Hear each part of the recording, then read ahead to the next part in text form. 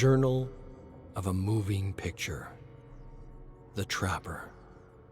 Listened to a few memories of a deranged miner named Evan on the phonograph.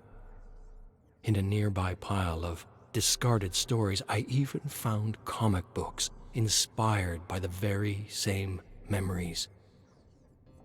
It seems to me that these comics were created by artists and authors in other worlds who somehow dreamed of this maniac and his crimes. True in one world, fiction in another, and I suppose vice versa. Makes me wonder if someone in another world is dreaming and writing about us.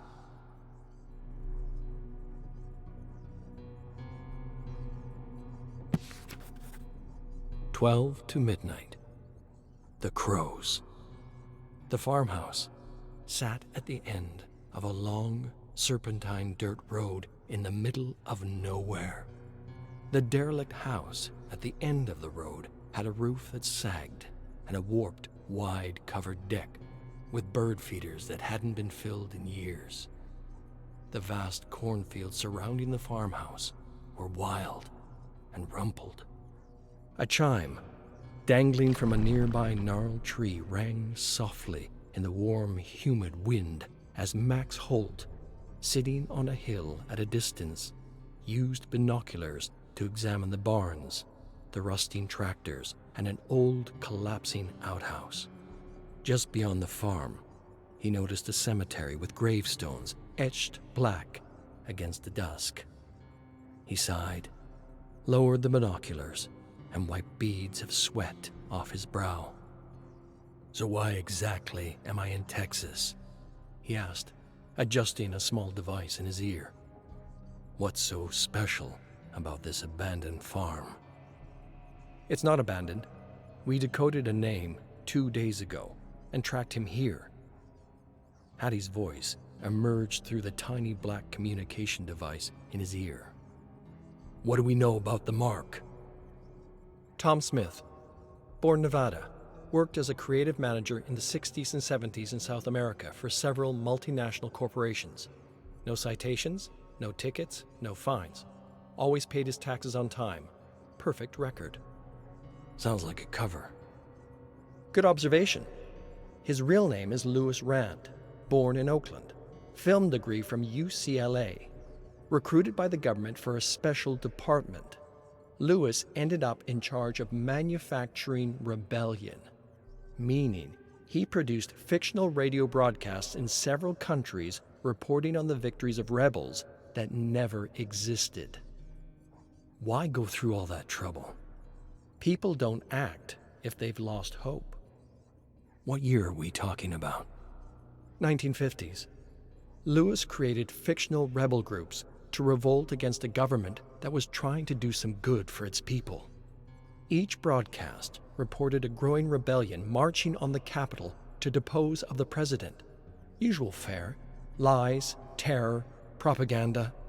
Fabrications designed to make the rebels seem unbeatable so no one would dare oppose them.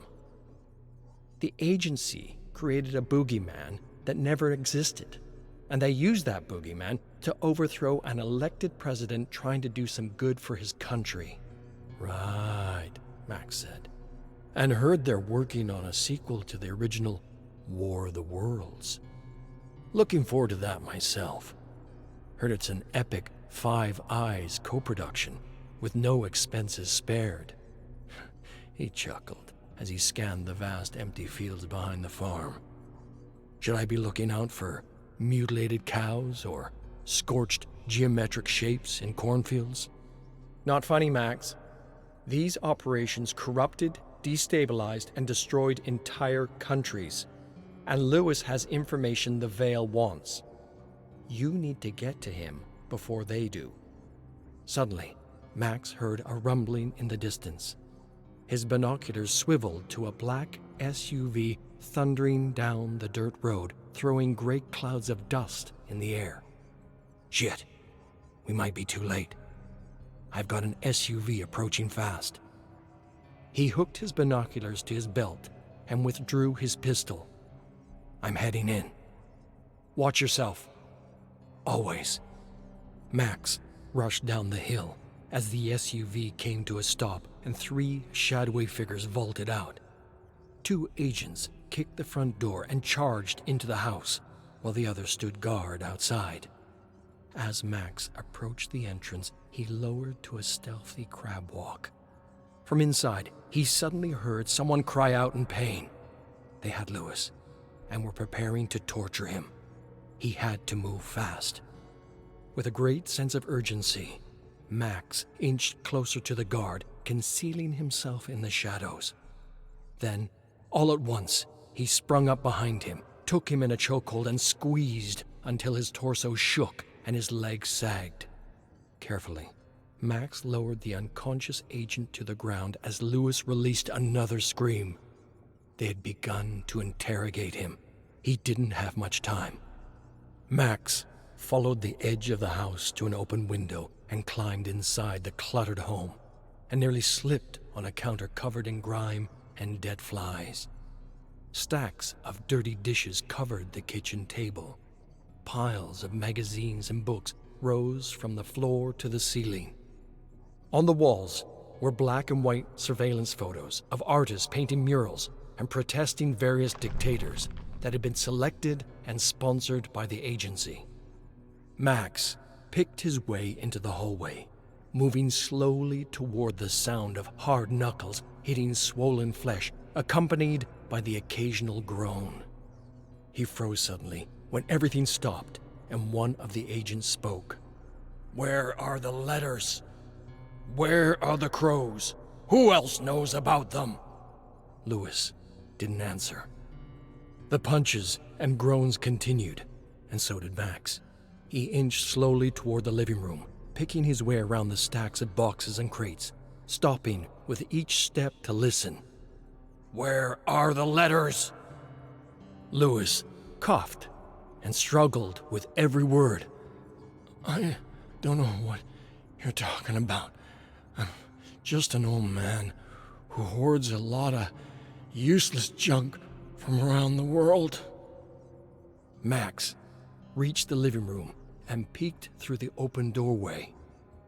One agent prepared a small bottle of orange serum and held it up to Lewis. "I'll ask my questions again. Disappoint me, you get a drop of grime. Disappoint me again, and we move to a spoonful. Another time, and it's the bottle.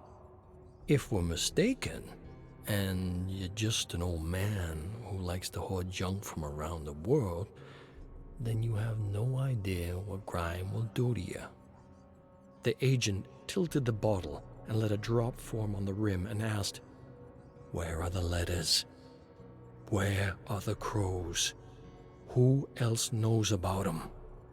Lewis shook his head. "You're dealing with forces you couldn't possibly understand." The agent smiled and let a drop of grime fall into Lewis's busted mouth.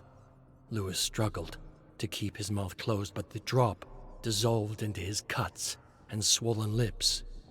"I'm told a drop of grime unlocks a doorway to hell," the agent said. "I can't imagine what a bottle would do. Let's try again. And let's not presume to know what I would and wouldn't understand." Lewis scoffed. "You remind me of myself when I was first at the agency. Do you even know who you're working for? Who you're really working for? Not the government, not even the corporations. That's what I thought at first, when I realized we weren't working for the government. I thought we were working for the corporations, but they're just tools, like the agency, for a very dark end." "Where are the letters?" The agent filled a spoon with serum and thrust it into his mouth, breaking his 4 front teeth. Lewis gagged and coughed and spat blood and saliva. After a long moment, He said, "You know, the serum you hold is made from a very peculiar flower that comes from another place. And I don't mean another country. Where are the crows? Your true masters are into some crazy shit. They are. They don't just sacrifice people to their ancient god. Oh, that'd be too easy. They go a step beyond. They sacrifice villages, towns, and countries, turning them into places of fear. It's all about the fear, hate, anger." Lewis nodded. "What we did in the 50s and 70s was just the beginning. They want to sacrifice the world. They do. They think by turning this world into a living hell, they'll bring forth transcendence." The agent sighed. "You are a stubborn old mule, aren't you?" He grabbed his hair, tilted his head back, and smashed the bottle into his mouth just as Max sprung from the shadows in one fluid motion, firing 2 rounds into each surprised face. Then he rushed to Lewis and pulled the bottle out of his gaping mouth. Lewis smiled at Max. "I ain't getting out of this one. I can already hear the voices, the horror." "Lewis, stay with me." Lewis stared at Max for a long moment. Then he said, "You're the ones they're after. The wrench in their finely oiled killing machine." Max nodded as the comms in his ears sounded. "Ask him about what they wanted." He inched closer to Lewis. "What do you have that scares them so much?" Lewis smiled. "Words." "Words?" "Poetry, art, letters." Lewis began to sob, and Max was sure the serum was beginning to act on his faculties. Then he continued. I thought I was a patriot, preventing threats to our way of life. Imagine my surprise when I found out the agency is just a tool for a bunch of rich assholes in dark robes. I hurt so many people. They're coming for me." What did they want? Lewis struggled against the poison coursing through his veins. We targeted her because she was connected. She could see things in the other world. She could see their faces, and she could paint them in a way no remote viewer ever could. When we tried to own her voice, her art, so she wouldn't expose us, she still painted whatever she wanted. Lewis fell silent, and his face tightened. Her mother was the same, and we intercepted her letters to her daughter. We couldn't let her know her mother was still alive. Both mother and daughter had something between them we couldn't possibly understand. A variable we had somehow overlooked. Lewis groaned and trembled and struggled to calm himself before he continued. We paid her father to keep a close eye on her and report anything unusual in her art. She could see crows from the other world. She told her father they were following her, protecting her, and he thought she was crazy. Lewis began to breathe heavily. It was all there, in her collection. The crows, a blueprint of how they planned to sacrifice the entire world to their ancient god. I've seen the paintings, and I still don't get it. I hate what we did to that poor girl and her brother. At least the mother got away. Lewis trailed away. He collected his thoughts and took in a deep breath. The girl nearly got away, too.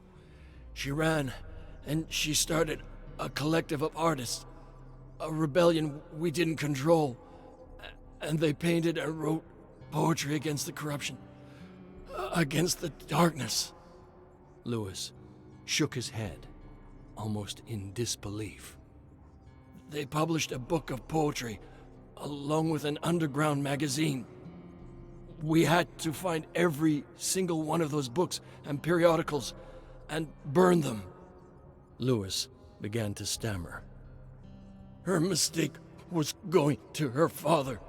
For all the things she had seen, she did not see him. Lewis lost himself for a moment. Tears formed in his eyes and slowly slipped down his face as he continued. She was just an experiment, and she ended up turning against us. She was the key, the leader, the inspiration for them, and for me. His eyes widened, as though he saw something horrible behind Max. He closed his eyes, and when he opened them again, he continued with difficulty. What we did to them, I will never forgive myself for. Do you have the letters? They're coming for me. I can hear them. Do you have the paintings? Lewis started, then nodded as he struggled for every breath. Max realized he didn't have much time.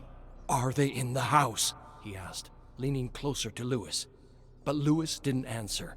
He tried to speak with difficulty, whispering, 15, 13. He repeated the numbers again, then suddenly shrieked and thrashed in the chair. Max tried to rip the tape off his arms as he jerked about, making the chair thump against the creaking floors. When Max finally freed him, Lewis jackknifed to his feet, charged past him, and dove straight through the window. Bleeding from multiple lacerations, he crawled towards the cemetery before his mouth froze in a hideous scream of terror. Outside, in the growing darkness, Max knelt beside Lewis, checking for a pulse, but didn't find any. Lewis's eyes were wide, and his hand extended out towards the cemetery. Nothing you could have done for him. Hattie's voice sounded in his ears. Max stared at the dead man's hands, then the cemetery, where he saw gravestones in the moonlight. 15, 13. It could be a safety deposit box, Hattie observed. Max nodded. Yeah, it could be. He narrowed his eyes on the cemetery. The trail of blood Lewis left in the ground was like an arrow pointing to a gravestone. Hold on, I got a hunch. Max stood and proceeded toward the cemetery. You need to be careful. There could be more agents on their way. Government agents I can handle. It's the other shit I'm worried about. Max found a burial plot marked 1513 in the small cemetery, and using a shovel he had found in a barn, he dug deep into the ground until he hit a coffin. He jumped down into the hole and brushed the dirt off the lid with his blistered hands. Then he heaved the rotten lid open to find a thick lining of black plastic. As he ripped the plastic apart, the scent of wet earth, paint, and burnt wood hit him like a slap in the face. But within moments, he found himself staring at sketches, books, envelopes, statuettes, and paintings from different times and origins. Jackpot, he said, and activated his cell phone camera to send a live stream to Hattie, who was sitting safely in the back of a cramped bookstore in New York City. Mora, Hattie said, as she observed the paintings, We've sensed she was marked like the others, but could never prove it. She was clearly connected." Her voice trailed away pensively as he held the cell phone above a painting of a medieval lord surrounded by stacks of bodies in a crumbling castle. "Looks like another artist, also seen into the other realm." Max scanned the paintings, then moved on to a copy of a book titled Poets Against the Darkness. From within the book, he pulled out an envelope with WSFM written on it. "What does WSFM stand for?" "Weird Science and Freaking Magic Department." Max chuckled. "What?" "True story. You're starting to lag." Max looked up, and to his horror, he noticed a thick, unnatural fog creeping over the open grave. "Shit," he said with dawning realization. "I think I'm in a bleed. I think that's why Lewis hid the artifacts here." But Hattie didn't respond. A high-pitched whine sounded in Max's ear as he instantly pulled off the earpiece. As he thrust his comms into his pocket, he saw crows circling above, and he felt his entire body suddenly prickle with needles. His body was reacting to another vibration as he shifted in and out of another dimension. As he tried to gather himself, he heard a twig snap above. He looked up to see a tall woman made of darkness standing by the grave. Max quickly hid inside the coffin, pulling the wooden lid over. He stared through a crack in the wood at the dark apparition looming above him. It stared down at the coffin with cold, black eyes and black blood-like ink dripping down from its fingers. A crow flew down into the grave, landing on the coffin, pecking nervously at the lid, giving away his position. Max closed his eyes and waited to be dragged away to this other world. But the crow disappeared, and the apparition drifted away from the grave. Max quietly slipped out of the coffin and climbed out of the grave, ascending into a world of fog. He could hear the crows circling above, but couldn't see them. As he ran, he heard the sound of his heart thumping against his chest, and then he heard footsteps behind him, growing faster, louder. Max glanced over his shoulder, but saw only a mass of fog. He didn't wait for whatever lurked in the darkness to snatch him. He charged through the cemetery, jumped over the fence, and stumbled miserably to the ground. Then he closed his eyes and lost consciousness as a high-pitched whine filled his ear. When at last he opened his eyes, it was morning, and beams of golden sunlight poured through the cracks of a door, illuminating the darkness and warming his face. He had no recollection of what had transpired, only vague flashbacks of dragging himself over the ground while unnatural and incomprehensible things moved around him. He remembered the crows, the woman with the black eyes, and the shrieks and screams that rent the night. He remembered seeing the outhouse and crawling through a layer of fog. He remembered opening the creaking red door and hiding inside. Everything else was a blur. Covered in dirt and filth, he stepped out into the harsh white sunlight. He grabbed his phone and called Hattie. A moment later, her face appeared on the small screen. "Thought we lost you there." "I feel like I've been run over by a truck, but I'm still here." Max turned round and round, staring at the old farm. "I don't remember much." "You were out the whole night." "Yeah, well, it felt like an eternity."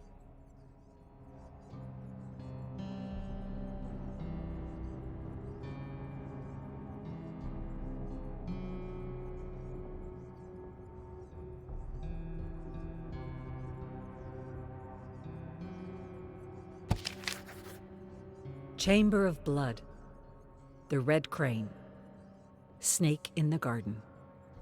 Saku spent the day piling the decomposing bodies she had discovered in the remote mountain village. Mothers, fathers, brothers, sisters, children, all killed in a ritualistic manner. And as night descended, she set the victims of the Black Serpent Society ablaze. The flames rose violently and shot burning red embers into the black abyss above. As the fire waved and crackled, Saku watched the flames devour flesh and tried not to think of the suffering the society had put the village through. One of their members was becoming, and the becoming ceremony was a rite of passage. The member would drink tea brewed from the purple petals of a flower they harvested from another world. And this tea either killed them or brought them a nightmare from this other world that they would have to recreate in this one. She had witnessed 3 of these nightmares before.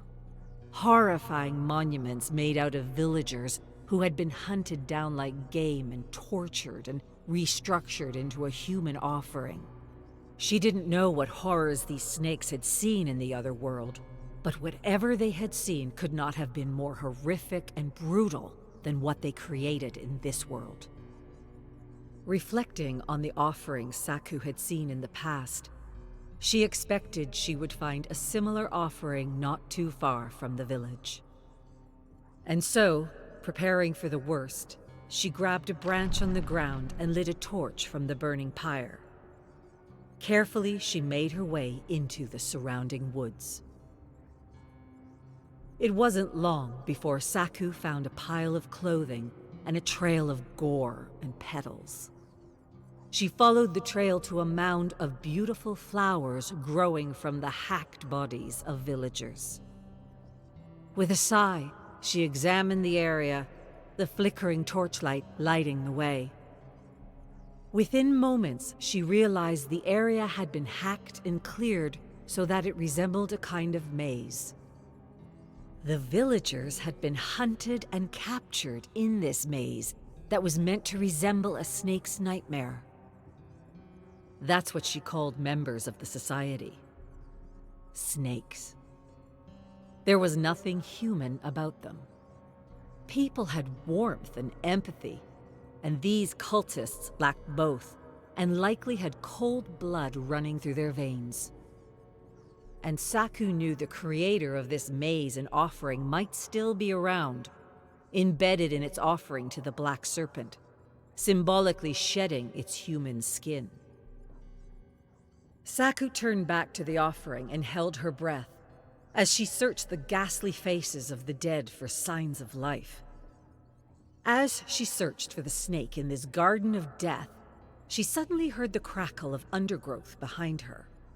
Instinctively, Saku ducked as a thick axe whirred over her head and cut through flowers and a bloated torso. Stepping back, she dropped the torch and turned to face a snake in a demon mask shrieking at her. The snake withdrew the axe and attacked wildly. With short, quick steps, Saku evaded savage blows. Then she withdrew her gleaming sword, and in one fluid motion, she decapitated the snake and watched the headless torso stagger left and right, as a fountain of warm blood sprayed the ground and trees. The torso collapsed and became one with the offering as the head rolled away and finally stopped at the base of a tree. Saku walked over to the head, picked it up, and removed the mask to reveal a young woman with wide, unblinking eyes. Feeling sad for this woman who had been charmed, groomed, and corrupted by the society, she carried the head to the offering where she placed it next to the torso. Gently, Saku picked up the flickering torch from the ground and set the offering on fire. The burning stack of bodies reflected bright orange in her eyes as she remembered her clan and wondered if she would ever stop the society from corrupting and destroying her beloved country.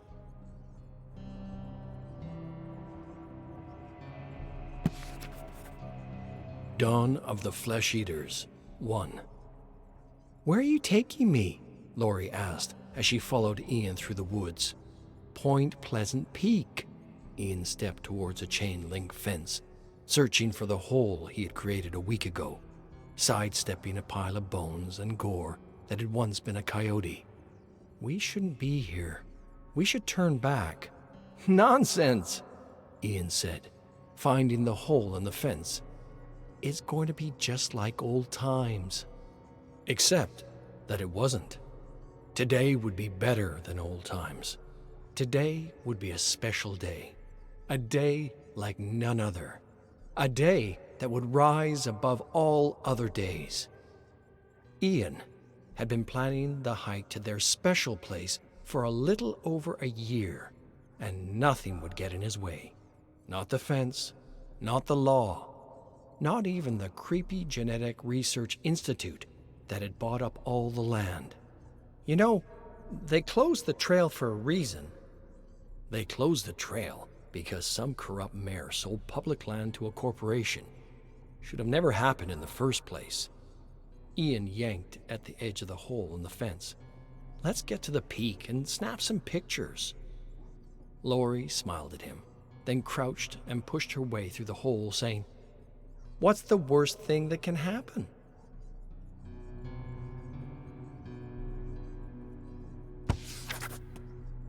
Dawn of the Flesh Eaters 2. A deep orange glow penetrated the canopy as Ian and Lori followed an old trail up to Point Pleasant Peak.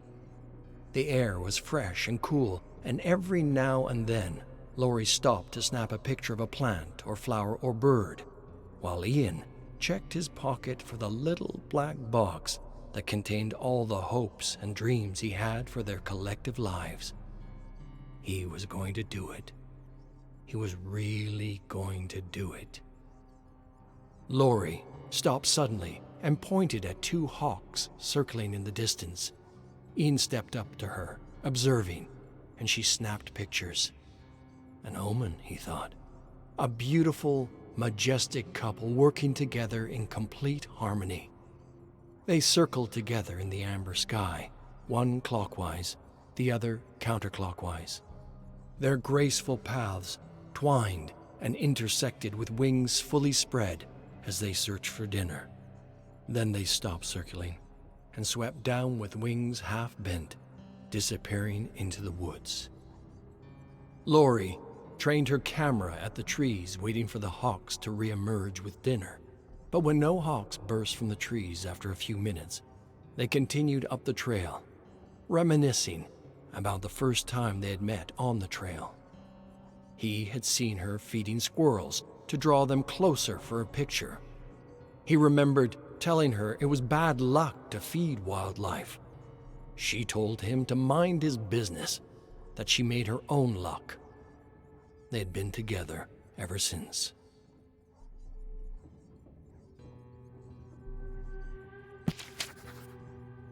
Dawn of the Flesh Eaters 3. Ian didn't understand why Lori suddenly froze as she clambered up the trail. "What's wrong?" he asked, stepping up beside her. Lori shook her head slowly. "I feel like we're being watched." "You're letting your imagination get the better of you. Come on, let's go." A soft chirping sound began from every direction. "I don't recognize that sound." "Just birds." "Well, that's not coming from birds." The sound suddenly faded into silence. Ian nudged her and smiled and gestured for her to continue up the trail. She did, but within moments they both stopped at the sight of two dead hawks, surrounded by feathers and warm blood. "Looks like they messed with the wrong mouse." Ian swallowed hard, trying to make light of the situation, secretly hoping he'd get another omen along the way. Lori snapped a picture. "Something's not right. What could have done that to a hawk?" Ian didn't answer for a long, pensive moment. Then he forced a laugh, grabbed her hand, and led her up the trail to their special place.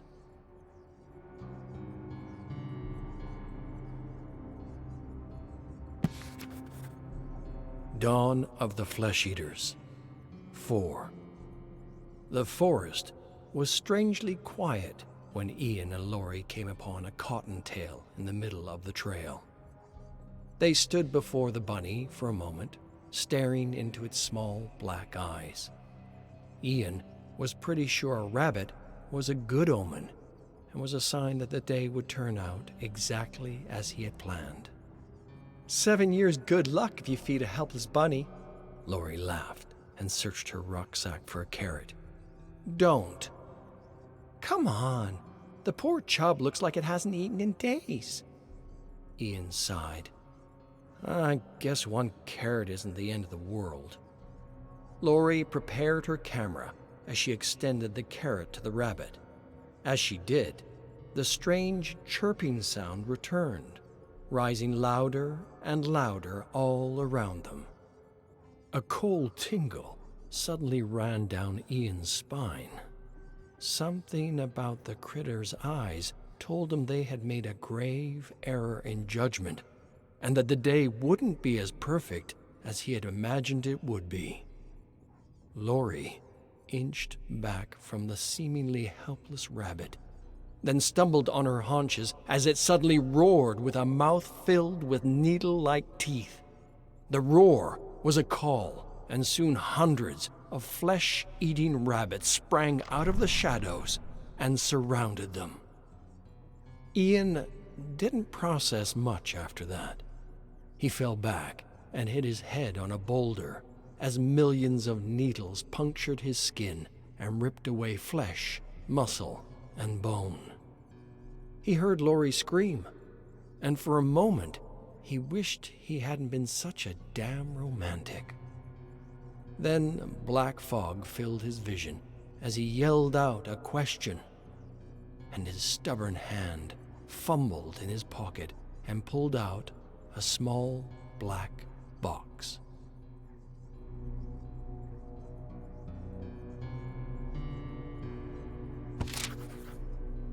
Year 7, Day 207, Morning. Since we've arrived at the tower, James has spent most of his time going through the stories and journals left by the previous occupants. He keeps a journal of his own and is determined to write a movie about our collective experience. The other day, I looked over his shoulder to see what he was writing in his notebook. To my surprise, he had transcribed an entire conversation between the parks. I cleared my throat to secure his attention. He turned around, startled, staring at me with what I could only describe as a homicidal glare. It was as though I had interrupted the writing of the Declaration of Independence. I questioned the etiquette and morality of eavesdropping. He questioned the etiquette and morality of reading over his shoulder. He then added that anything and everything is fair game for a writer.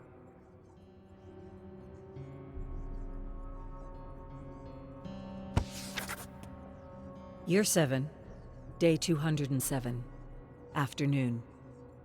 I went up to my favorite spot on the roof of the tower, where I listened to memories recorded on vinyl records by one of the previous occupants, whose disappearance still remains a mystery. The air smelt of ammonia and wet leaves. The fog tossed and heaved and rolled endlessly towards the horizon, as laughter and arguments rose from the 9th floor. Donald, the carpenter, and a few others built a mini-putt out of all the things from other worlds for our amusement and entertainment.